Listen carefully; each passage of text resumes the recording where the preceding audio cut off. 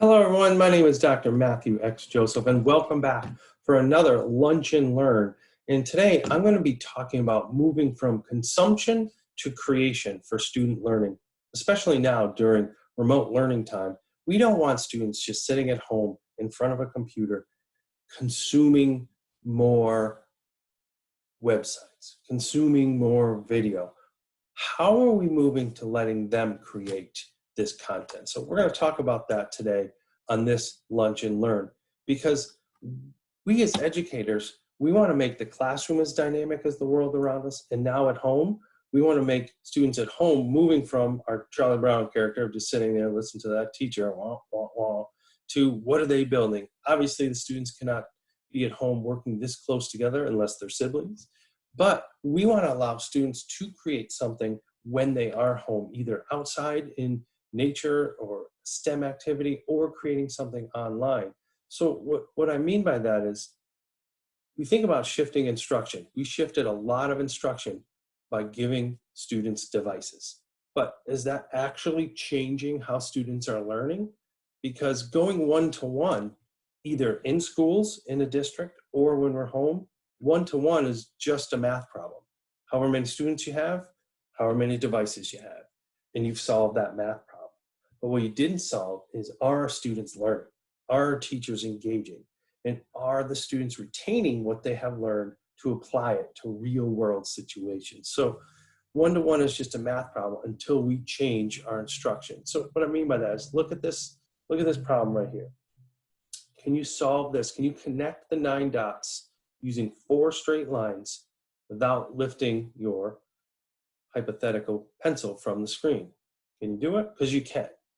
Because the first thing you would do is go up like this. Now you only get 3 lines left. What are you thinking about?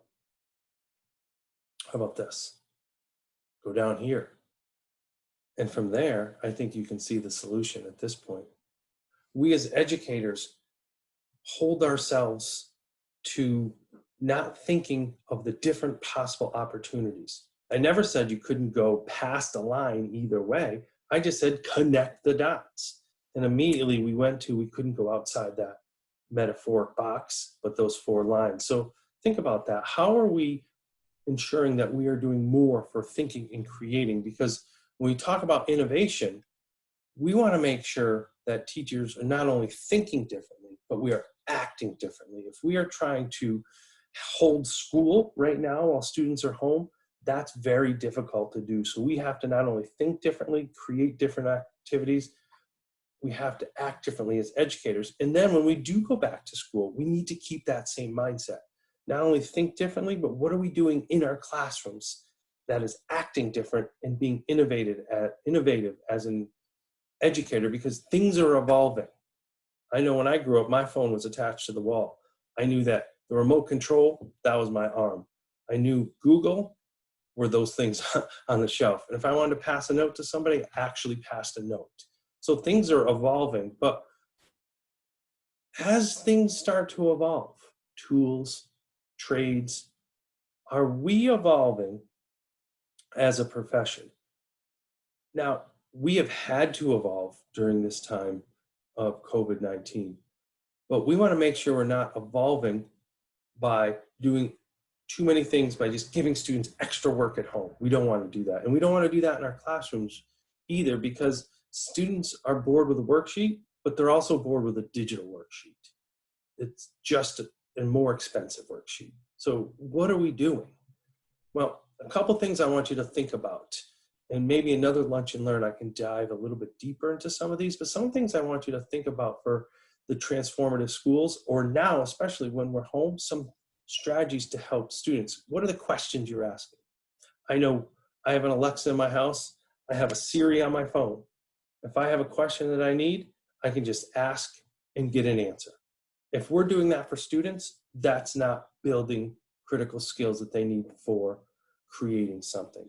Are students leading the discussion? And I know you're saying, well, they're home right now. Yes, but if we're doing online Google Meets, Zoom, whatever it is the teacher just sitting in front of their computer talking at students? Because that's not going to work. And when we're in the class, physically in the classroom, who's leading that discussion? Student collaboration. Again, you're like, how does that work when they're home? It can work with any cloud-based tools, with the Microsoft Suite, Google Suite, whatever you have that students can collaborate on. Allow them to collaborate because it feels like they're building something together. Not only is there connections, there's that opportunity for learning from each other. How are they transferring learning? So what I mean by that, go back to that worksheet or the digital worksheet. They are essentially just clicking, answering questions. What are students learning that they can apply to something else? What are you asking students? How are they leading the discussion? Are they working together and then take that learning and can they apply it to something else? And works in the classroom. It also works now in our current situations. How are students taking what they learned and apply it? Are they building a website? Are they building a blog? Are they writing? Are they creating something outside? Are they filming themselves building something? What is it that students are doing to transfer what you taught into their own learning? And what that'll do is enhance their thinking skills. Are we pushing students to think? We have to make sure that we're teaching students how to think, not just what to think. Here's what you should learn. Did you learn it? Are we teaching students to think critically, push their own thinking, challenge, and that's when that learning happens. So I think these 5 skills right here are strategies to really transform schools for our building leaders. This works for staff as well. This is ability for our teachers to do this both physically in school and now in this situation. How are we incorporating this so that students are not just sitting at home, clicking through Google Classroom, opening websites, and just consuming information? So after you watch all of this, maybe go back to this screen and pause and look, is how are we creating active learning environments at home? We can do it in the classroom as well. How are we creating active learning environments in the classroom and moving away from very static to active learning? And I shared on the last screen, how are we modeling how to think? Are we being clear with what we're doing? Are we giving choice for students? And are we framing learning in a way that students are growing versus just check, minus, complete, credit, no credit? And if there is an opportunity for grading during this period, what's being graded and why? And when we are back in school, really taking a hard look at what is being assessed. And are you assessing thinking skills or are you assessing busy work? And the last thing I wanted to share was about, are we looking at instruction or are we looking at wow factors? So what I mean by that is, what is the goal of your lesson? What is the instructional plan to get there? And lastly, what are the supports that help learning? Not just, wow, this is cool. What is your plan to go, your GPS, the goal of the lesson that you're producing, the plan of that lesson, and then what are the supports? 6 that I really like, I'm going to show you, but one of the things I want to say is knowing these things, knowing that trajectory is one thing, doing them is another. We need to make sure we are doing things a little bit differently and acting different. So my big 6 that I really want to share, and again, maybe I can dig into these at another Lunch and Learn. Flipgrid is a fabulous tool for creating. Padlet is another great tool where you can create different opportunities. Buncee, really enjoy for students to build. Pear Deck, teachers can build and create interactive lessons. Newsela is a place students can go, read, learn new and current information. And Edpuzzles, you can use and create, you can use videos and create your own questions. I think it's a great way to use these tools. So those are my big 6, but there's more that I like if you go to this website, bit.ly/active learn tools, because it's about matching the learning tool with the learning goal. And the 6 that I shared are about 6 that I really enjoy. There's more on here, but there's also directions on how to use it on this website. So take a look, see what you like.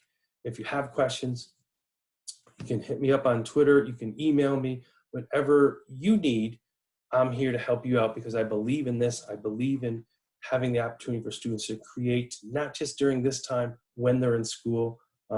Shoot me any information you have about the website that I just shared or about these great tools. Happy to help you out and continue to support You know who else is continuing to support you? The Core Collaborative. Check out all the things that they are doing on their website. They're professionals, they're trainers. They are wonderful. Check out all their great resources, these lunch and learns, and other professional development opportunities they have.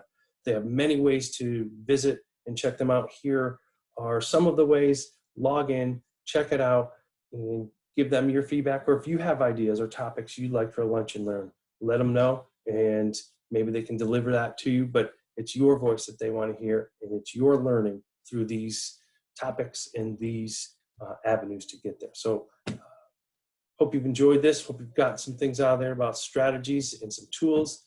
My name is Matthew Joseph. It's great to connect and enjoy all the lunch and learns and everything that the Core Collaborative has to offer.